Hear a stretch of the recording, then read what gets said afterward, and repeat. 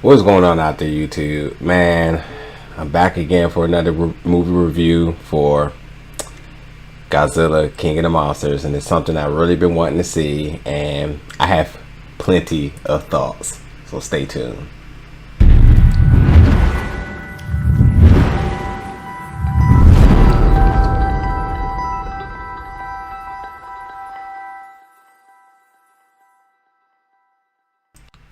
Alright, so I'm back. Just got back from seeing Godzilla, King of the Monsters, and it's literally something I've really been wanting to see since San Diego Comic-Con 2018. I had 3 movies on my list this year I really wanted to see. One being Alita, the next being Avengers Endgame, the next being Godzilla, King of the Monsters. And let me say that I was not satisfied with this movie. I just wasn't. There was a lot of there were some good things, and there were some things I just I don't know. I'm disappointed because I really had a lot invested in it. I thought this movie was going to be like blown out the gym good. I mean, I have a lot of thoughts. So I'm gonna go over some notes I had from taking it and try to break this down to you. But obviously, if you have no clue, Godzilla, King of the Monsters is the sequel of actually this one that came out in 2014. Where Aaron Taylor Johnson had no emotions and Godzilla did nothing until like the end of the movie, and a lot of people complained because of the action just wasn't there. We expected a big boss, big monster battle scene that we really didn't get. Sure, with some good ones, but at the same time, I feel like from the first Godzilla, I got more in not Pacific Rim, more in Cloverfield than I got in that. I ain't gonna bring up Pacific Rim yet, but Pacific Rim will be brought up here as I break this down for you. So the storyline of this movie is basically about the the cryptozoological agency called the Monarchs, who faces against like a ton of like god-sized monsters who are considered the Titans, who were the gods before the humans ruled the earth. And this include obviously Godzilla, who's considered one of the Titans, but Godzilla faces many of his well-known adversaries that you've seen over other adaptations of Godzilla, including Mothra, Rodan, and his ultimate nemesis, who's the 3-headed monster in itself, Ghidorah, which was something. So going into that, you have 4 legit monsters that you just know they're going to clash and do some good things, and the visuals was good. Like there was a lot of like scenes where like the visuals were just really on point. So a few things I want to point out too is that this sequel to Godzilla has a whole new cast, except for Dr. Ishiro, who's played by Ken Watanabe, who in this movie, in my notes I have here as I wanted more of him. I thought he was a really bright point in the first one. In this movie, I felt like I would have been cool with having more screen time with him. And it wasn't there. But with this sequel, we did get some new characters and some faces that we all enjoy. One of the big bright points is Millie Bobby Brown, who you've seen from Stranger Things. And upon the casting of this, seeing her at San Diego Comic-Con, I really potentially felt like this was going to be a movie that was definitely going to put her on the plateau of being a staple on the big screen. And I thoroughly enjoyed the emotions and the stellar performance in her in acting in this movie. She was really good, really enjoyed her, and as I expected. Another character also who was at San Diego Comic-Con, who I was curious to see how his role was going to be, was O'Shea Jackson, and I wanted more. I thought maybe because of his previous roles, he was going to be comedic relief for this movie. Not enough for me. I wanted to see more. Just looking over my notes here, the effects was okay. I seen it in IMAX, and I expected more. I expected more for the visuals. Some of the fight scenes were good, but when it comes down to the elements, considering the things that was happening, the natural disasters that was happening, I wasn't totally pleased. I mean, even at at times I was just like, yo, this feels like Geostorm. Like it just was just so CGI heavy. It wasn't believable. And like, sure, I get it. It needs CGI to imply it, but like, there's been movies that's done this that, you know, has really set the tone for the Pacific Rim is the bar for big mega like robotic fight scenes with monsters, and still to this point Pacific Rim 1 is the bar, and this I thought was going to be the one to do it, and it hasn't. I mean, this is a Warner Brothers property. Even looking at Aquaman, who had that underwater fight scene that was amazing. I mean, I would have thought like this would have doubled down on that, and I just didn't feel that. I did not leave this movie saying like, wow, that was mind-blowing. It was okay, but not mind-blowing. And again, I seen it in the IMAX, and that's when I for sure thought like I was going to get, I was going to get the cream of the crop. It was going to deliver hands down. But the one thing that is good is, considering from the first sequel that kind of lacked on action, this one picked up on action right away. It was actually like at the end of your seat action. Like it was like devastating at times. Like, wow, I can't believe that some of this stuff is happening. And I enjoyed that. I really enjoy the action delivering and the toll it was, because there was really no regard for mankind, and I was cool for that, because it as well fitting. I mean, you have 4 mega titans coming back, reclaiming their land, and if it had been family friendly, I would have been disappointed. But by all means, it was havoc all over the place. But on that note, like IMAX was okay. I didn't think it was just like over the top. One big thing about this movie, when they referenced about all of the awakenings of the Titans all over the world, they referenced this numerous times to let you know what universe you was in, that there is a Titan that is awakened on Skull Island.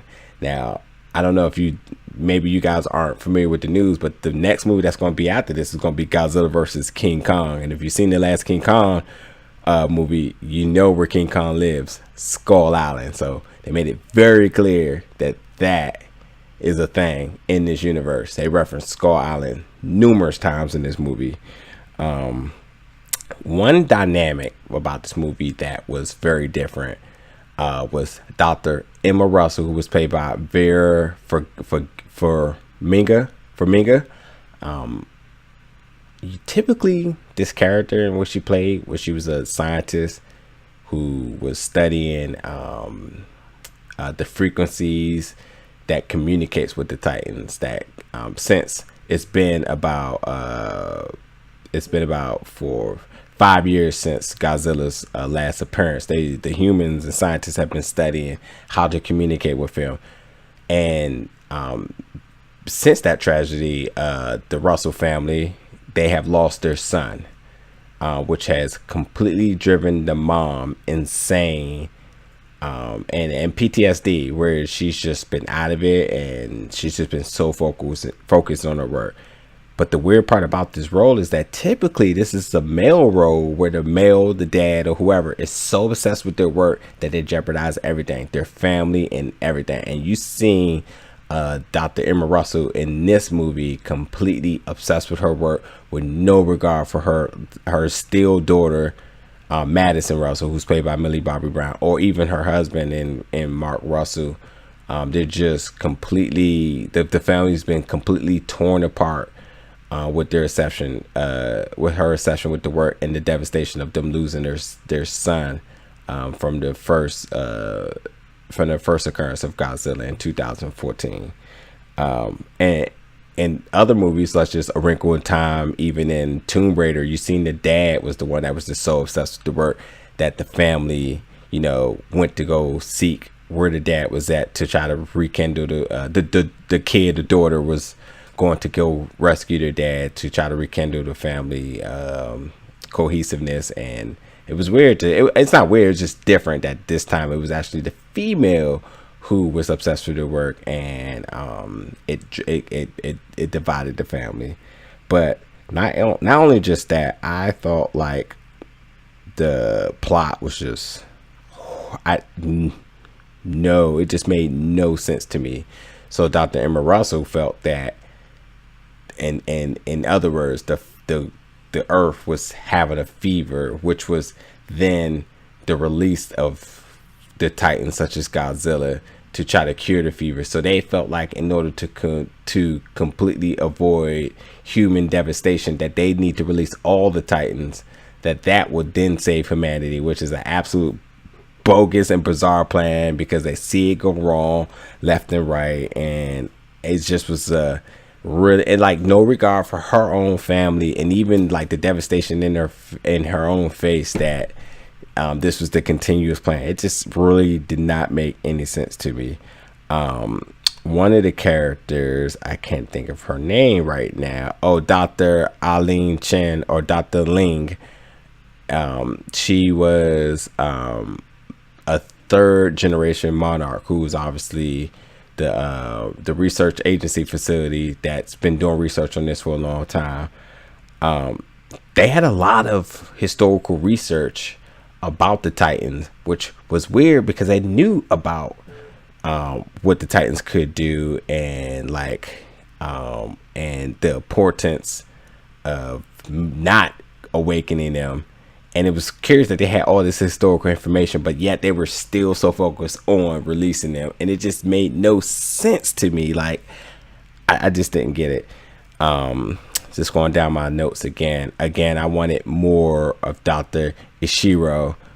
He was really, I like his tone, as far as like providing a human element to his character in a complete devastating situation, that he was really composed and very like legitimate in his scheme for the resolution of the plot, where a lot of other people just all over the place. I mean, granted, people are fascinating that new monsters are being awakened, yet miles away you see another monster that's been awakened completely destroying things, and some people's like, oh my god, and he's just completely like, this is not good. You know what I mean? I appreciate the fact that he understood that this is not what you want to do at all. Bradley Whitford played Dr. Ritz Stanton. Absolutely my favorite character outside of Madison Russell, played by Millie Bobby Brown. I loved his comedic tone, just everything he added to his movie. I needed more. This was the role I thought O'Shea Jackson would have been playing from the military standpoint in his character, but not, absolutely not. I just needed more. It was just so funny and so logical in his jokes, and just like, you know, it was a point where he was just like, let Godzilla in. He was like, what, we're gonna have beers with him or something? Like really? Like, I really did love that. So, you know, this movie, I felt like there's some unnecessary science being theorized in it. Like, it was just going over my head. I was like, I'm pretty sure other people was like, what the heck are they talking about? Like, it was a lot of that, like Geostorm, where they was trying to explain things, and you just knew it was like it was just crazy wrong, and it was just some of that stuff that I wasn't down for. But again, the fight scenes were great, very vibrant and visually vibrant. Like, the colors really stuck out good. Obviously catered to IMAX, but I really did enjoy a lot of the color tones, and even the sound was really good too. I definitely would give it that. And the fight scenes, or the battle scenes, shall I say, because they were complete like territorial devastation wherever it was done. There was an after credit scene, so stay tuned for that. As you know, there will be setting up for something else in this universe, so stay tuned for the after credit scene. And what else I got? Oh, and then the villain that was like aligning next to Dr. Emma Russell, who was portrayed by Charles Dance and Jonah Allen. I mean, he was there. That's all I can say. He was there. He looked menacing, but he was there. He was just kind of like co-paddling, but not much from him. Maybe we'll see more of him in the future for what his ultimate plan was, but he was there. They wasn't really feeling it. But yeah. So if you've been a fan of Godzilla, even the Japanese properties or the comic books, there's a really cool like there's a really cool edit. There's a really cool version of Godzilla in this, and that being the burning Godzilla, the Godzilla who absorbs too much radiation and then ends up being pure this fire. It is, and then his body metabolizes it, which is crazy because it was just like, oh, Godzilla took a nuke that woke him up, that juiced him up, and they were worried that he was going to blow up, but his body metabolized it and he became burning Godzilla. Absolutely crazy, crazy tight. I was like, oh my god, I was definitely popping for that. But yeah, you know, again, the plot was crazy.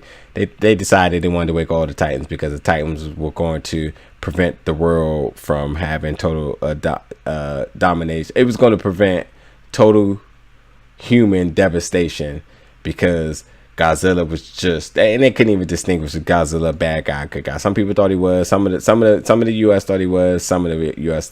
didn't think they were. Although all the time was happening all around, the U.S. military was the only people that was out here fighting, which I thought was like, okay, whatever. Like no one else, like the Russians, the Chinese, nobody, Koreans, no one else is fighting because they're all over the world. But yeah, they couldn't distinguish who's Godzilla, good or bad guy, and I was just like, okay, well, either can I. So whatever. And this was the plan to prevent the world for fighting Godzilla and other monsters that may be out there by resurrecting or waking them all up so they can all fight. So yeah, whatever. Also from DC, so seeing DC in the movie, yeah, DC was on fire. Surprised it wasn't London, as London is always the city that's total devastation.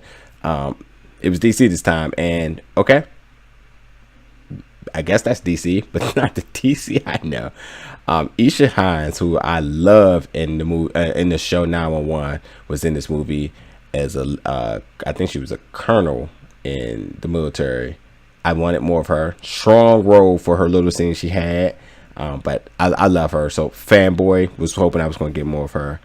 But other than that, I mean, America has finally provided a good Godzilla movie. I will give them that. They finally provided a really good American Godzilla movie, and you know, we'll see what they happen with the universe and what goes on after that. But that's all I got for this movie, to be honest. I'm sorry, the energy is not there because it did not give me exactly what I want. I may review this again tomorrow with a more of an open heart and maybe not so down on myself because I didn't enjoy as much as I wanted. But Godzilla, the King of the Monsters, man, I guess check it out.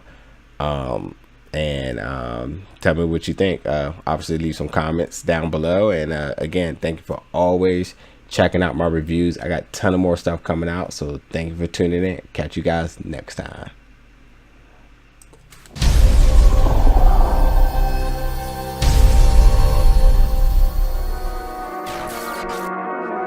I keep